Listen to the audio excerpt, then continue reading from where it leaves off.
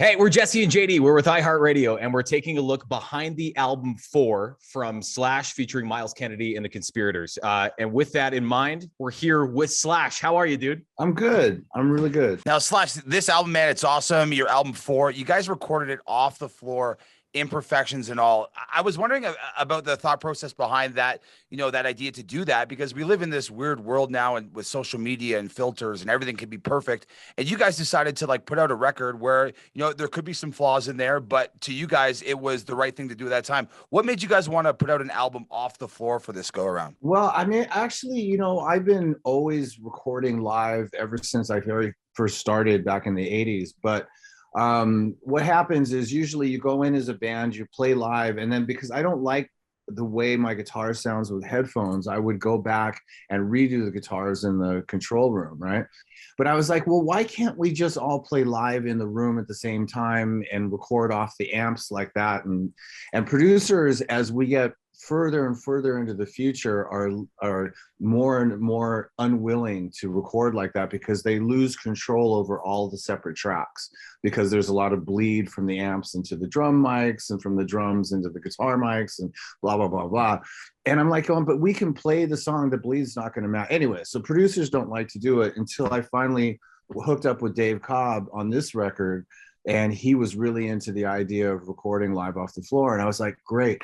And for me, the reason for it is not having to do with necessarily the rest of the industry. It's just that the energy and the sort of spirit and the sort of rock and roll kind of vibe is tangible when you listen to it. When it's recorded that way and the band is all playing together, you can actually feel and hear it in the recording. And that is something that was just normal back in the day on all the records that I always, that I grew up listening to, that I thought were great and still think are great.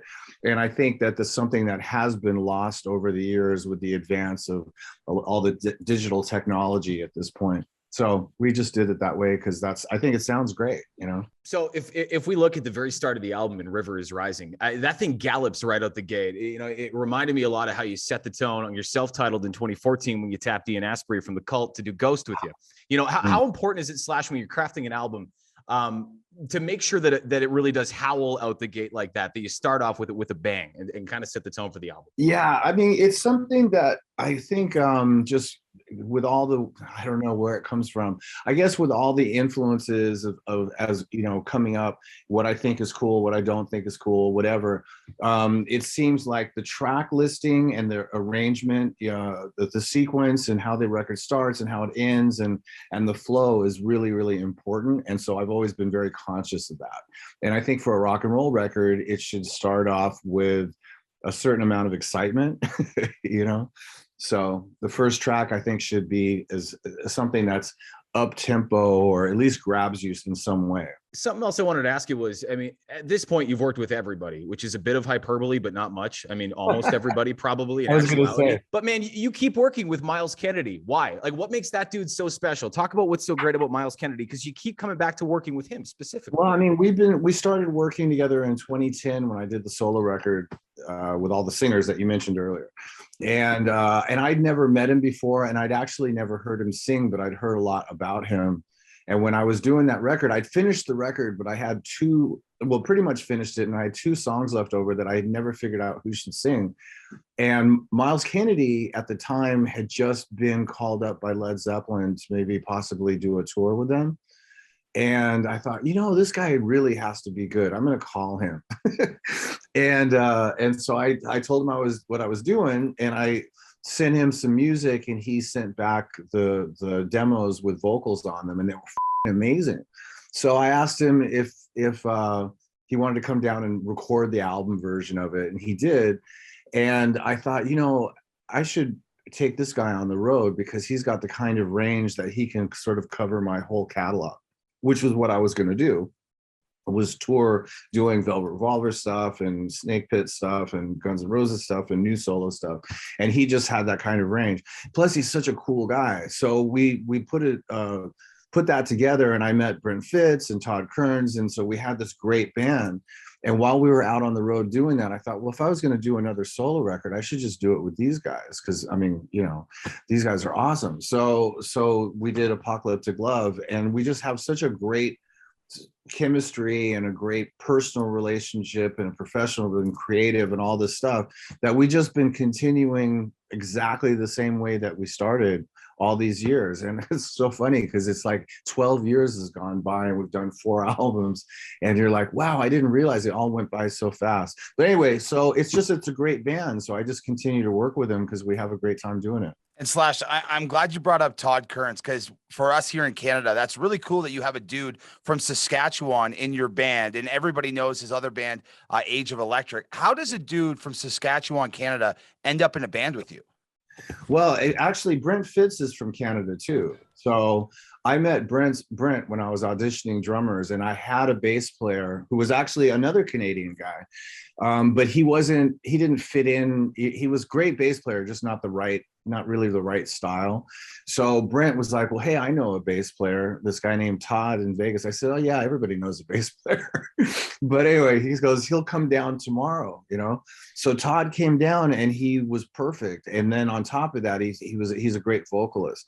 So that's basically how it happened, you know? And that's cool, man. And speaking about the track Actions Speak Louder Than Words, Todd Kearns, he sounds great in the background there with Myles Kennedy. And, you know, this is a really cool bluesy rock song. And obviously you've written songs with some of the, you know, the biggest names in rock and roll. You were in a super group.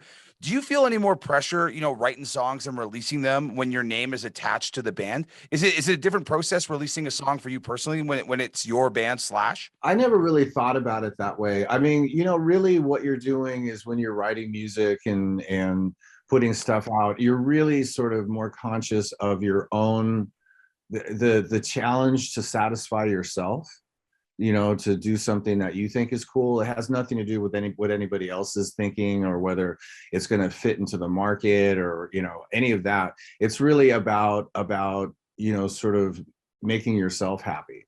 So that's really the challenge is coming up with something that you think is good enough. I suppose, like, perceptually, you know, for us as fans of rock Slash, like, you know, we look at a solo effort a lot of times, and that can be, it can seem like it's an artist trying to keep busy or finding a different vehicle for, you know, a few things that might not fit one of their other ventures. But I mean, you're a pretty seasoned vet of solo efforts too. If you go all the way back to Snake Pit, like, what's the biggest difference, you know, between solo efforts now and when you first started doing it? What's different about the process or just your approach to it, your look at it?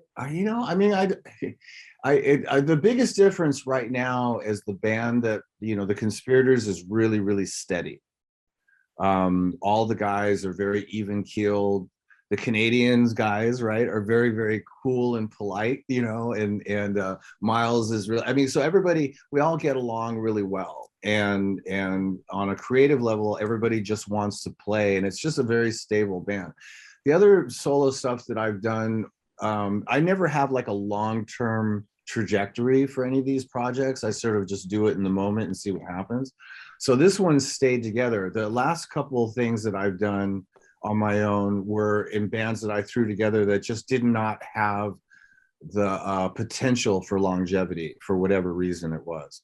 And so they just, you know, they lasted as long as they lasted. But I mean, other than that, I mean, it's the same, you know, you plug in and you just go for it and see what happens, you know. So Slash's latest solo effort, 4, which dropped February the 11th. Slash, as we go through the album, another one that stuck out to us that we earmarked, we wanted to ask you about, was April Fool.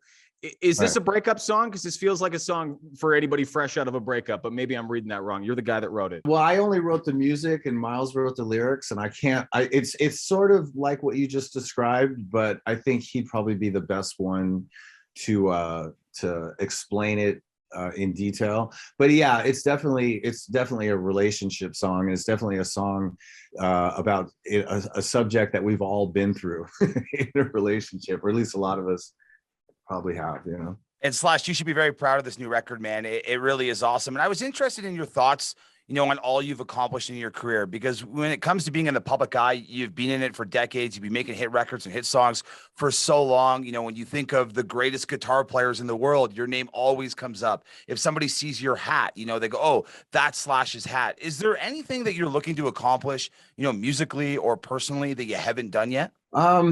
Yeah, I mean, the next thing that you do is something you haven't done yet. You know what I mean? I just sort of, just keep going after what excites me about what it is that I do. I mean, but I love what I do. So I think I just constantly, keeping it interesting and also just keeping it going. I mean, there's a lot of obstacles that are there to deter you in this business, but yeah, I mean, I just like to keep coming up with new ideas and to keep touring and just having a good time doing what I'm doing. So, I mean, that's about as complicated as it gets. And, as we're going through this album for the song Fill My World comes up. And when you wrote the guitar parts, I saw that you had said that you were worried that the guys would think this song was too sentimental and you were worried about showing them. I've heard singers, be shy to share lyrics with other people in the band. I've never heard of a guitar riff talked about like that. What was it about this particular riff that you wrote that meant so much to you that you seemed like when you were talking about it, you were almost nervous to show your band? Well, it was something that was written to sort of offset the vibe of the pandemic at the time. It was just like, I'd gotten to the point all through the whole pandemic where I was just locked away in my studio all the time.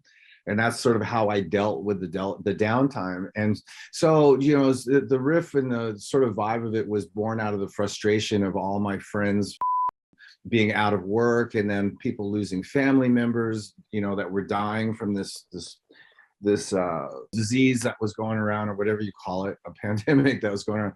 So I made up this music, and it was very personal, and I didn't think to send it to the other guys. I was sort of like, this is just sort of my thing, and I let it go. But it stuck with me for like a week, more than a week. That riff was stuck in my head. So I finally thought, I should send it to Myles, because sometimes, Myles will come up with something so amazing that it'll make this into something, really, really cool.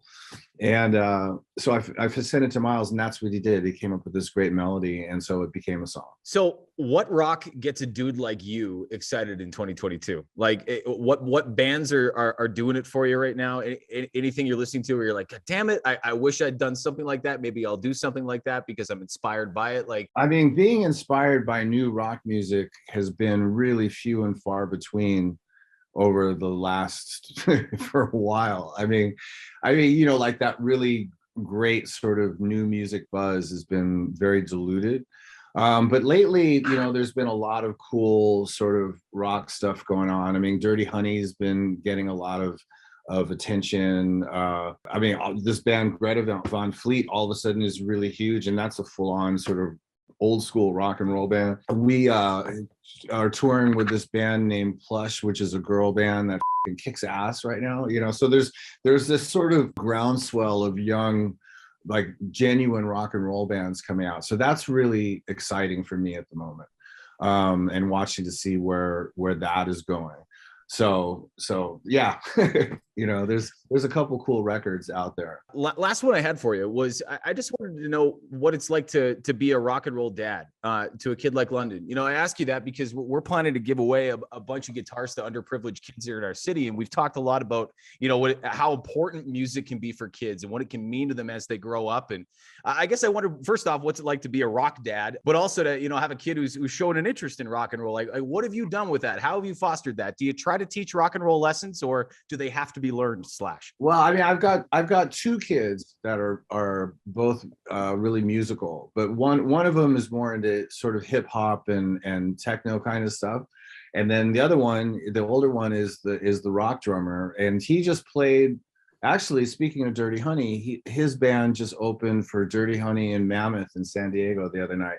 So that's really sort of a trip for me, because like, I was 19 when I joined Guns N' Roses, and he's 19 now, and he's in this band that's out gigging all the time.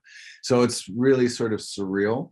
But as a rock dad, I'm just supportive. I try not to get too involved, or I'm not a soccer mom kind of dad. You know what I mean? As far as the music is concerned, I don't get in there and make my presence known. So I just let him, he just does what he does. And if he needs any advice from me, then I'm around.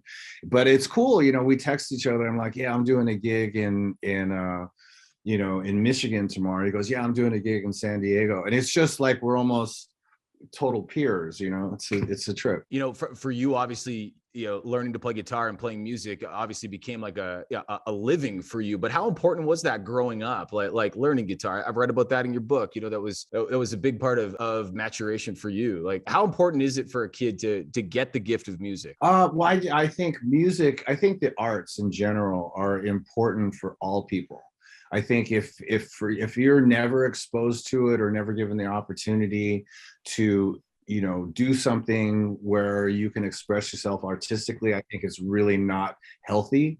And so whatever it is that you choose to do, be it music or painting or writing or whatever it is, you need to exercise that and out, and be able to nurture it. And so for me, picking up the guitar, I think the world is a much better place with me in it as a musician than how I would have turned out if I wasn't.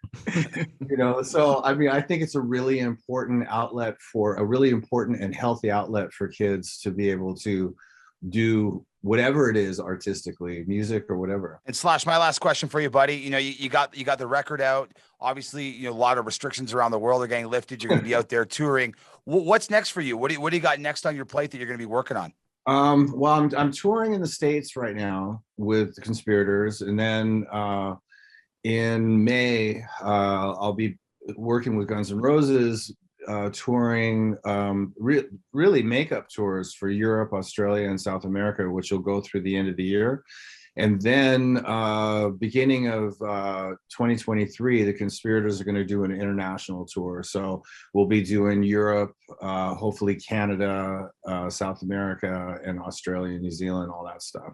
So yeah, there's a lot going on. I really want to do a tour across Canada. So we had one show in Windsor that was supposed to actually be right about now, and it was canceled because of the restrictions and stuff. So it's a drag to have not done one Canadian show on this whole sort of North American run. Well, they're gone now, which is awesome. We can't wait to see it, Slash. Yeah, I know, right?